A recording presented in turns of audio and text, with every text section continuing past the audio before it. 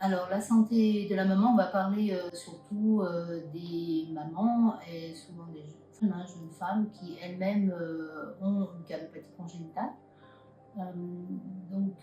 Maintenant avec, l'amélioration de tous les techniques, chirurgicales, interventionnelles, qui nous permettent de traiter pratiquement toutes les calopathie congénitales avec un résultat satisfaisant, on a, bien sûr, des enfants qui grandissent et qui deviennent adultes et des petites filles qui deviennent des jeunes filles et des jeunes femmes, en âge, de pouvoir, avoir des enfants.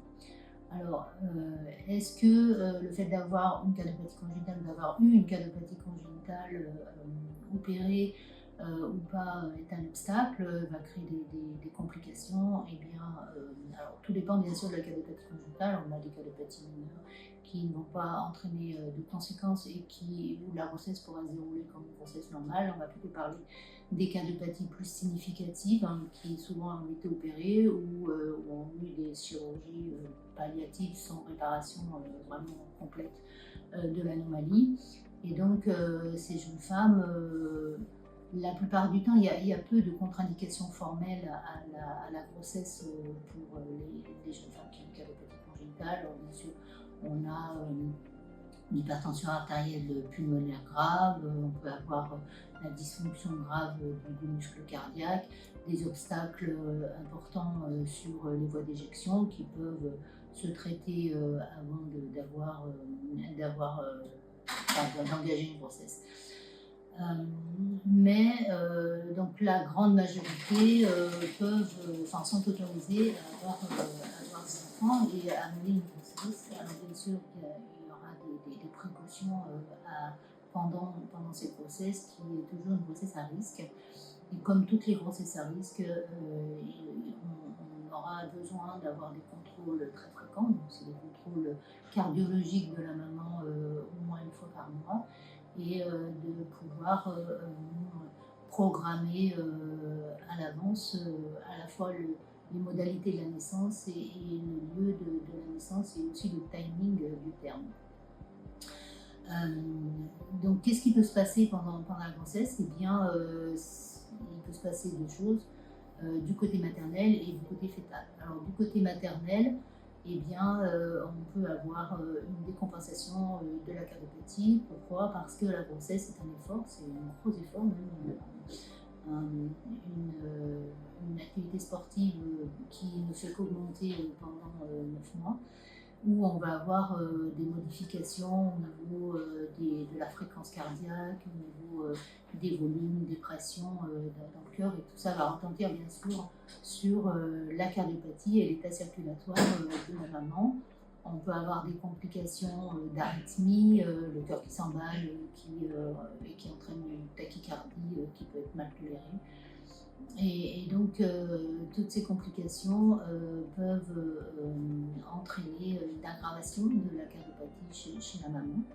Et bien sûr, quand la maman va pas bien et que son état circulatoire, son cœur se décompense, et bien ça a forcément des conséquences directes sur le fœtus. Et on peut avoir une souffrance fœtale en conséquence assez rapidement. Alors les conséquences aussi pour le bébé, en dehors d'une décompensation cardiaque chez la maman, eh bien ça va être le risque de mort fœtale in utero, le risque de prématurité, le risque de petit poids, de retard de croissance intra-utérin. Donc ces bébés sont plus exposés à ce genre de complications. Et puis, bien sûr, c'est le risque de récurrence de la cardiopathie parce que on sait, et on l'a dit, que le risque de cardiopathie congénitale chez le nouveau-né est de 0,8% des nouveau-nés. Et bien ce risque va être multiplié par 3, 2 à 3, quand on a un antécédent dans la famille, donc directement si c'est la maman bien sûr. Ce qui va nécessiter pendant cette grossesse, bien entendu, d'assister sur le dépistage anténatal d'une cardiopathie chez le fœtus. Assez précocement, donc on peut le faire au cours du premier trimestre, mais habituellement c'est plutôt dans le courant du deuxième trimestre. Alors, est-ce qu'on peut donner des traitements pour ces mamans en cas de décompensation? Alors, bien sûr, comme toute grossesse, beaucoup de médicaments et une grande majorité de médicaments sont contre-indiqués. Donc, on va avoir des difficultés à traiter médicalement en cas de décompensation. On va essayer de prévoir justement un peu à l'avance le timing de la naissance de l'enfant en fonction de l'état cardiologique, cardiovasculaire de la maman. Donc on essaye bien sûr d'arriver le plus loin possible dans la grossesse. Souvent sur les cardiopathies significatives, la naissance est programmée autour de 36 ou 37 semaines, ce qui n'est pas une prématurité dangereuse pour le nouveau-né.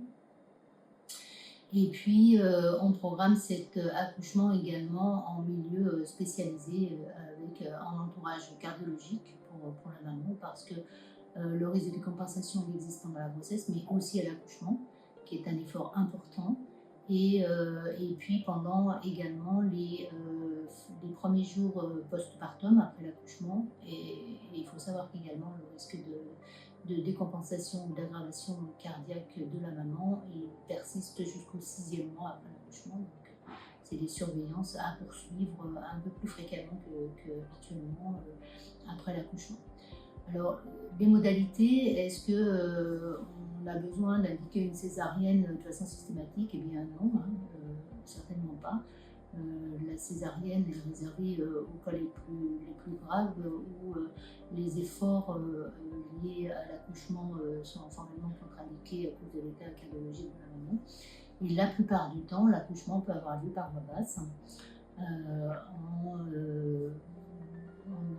en faisant comme tout accouchement une péridurale, mais avec une surveillance anesthésique et cardiovasculaire beaucoup plus étroite, très, très étroite bien sûr, et souvent un séjour en soins continus ou soins intensifs de surveillance de la maman pendant les 24 premières heures. Voilà, donc heureusement on peut maintenant proposer une grossesse dans la majorité des cas pour ces jeunes femmes. Alors on propose également, et ça c'est probablement à anticiper avant même la conception, c'est le conseil génétique. Alors, le conseil génétique, on sait qu'il y a un risque de récurrence des cardiopathies. Et il est important de pouvoir expliquer ou essayer d'approcher le plus possible ce risque de récurrence en fonction de la généalogie de la famille, savoir si dans les antécédents des générations précédentes, il y a eu également des cas de cardiopathie congénitale, et essayer d'approcher au maximum le pourcentage de risque d'avoir une récurrence de la cardiopathie ou d'une cardiopathie apparentée chez le bébé qui va être conçu.